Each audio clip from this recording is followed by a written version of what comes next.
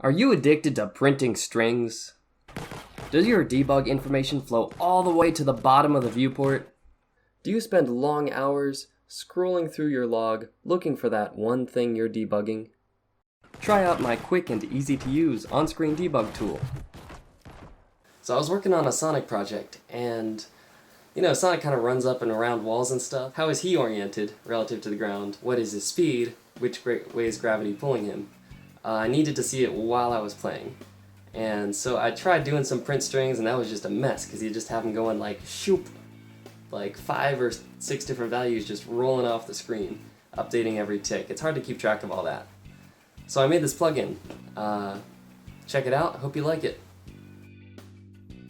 This very simple plugin is free on GitHub. Download it and add it to your project. Next time you launch your project, it will ask you to build the plugin. Say yes.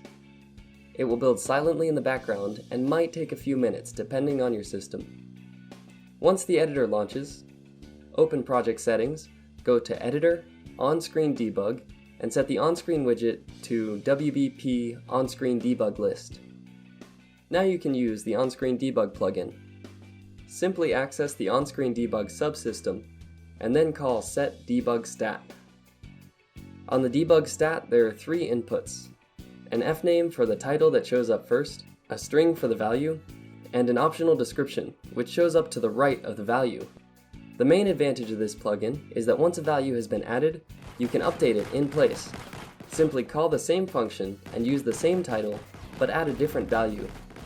This is especially useful for values that update every tick, because you can see them in real time as you play the game. There are also functions to hide and unhide individual stats or the entire overlay. As a final note, I recommend deleting these calls before you build and ship the game.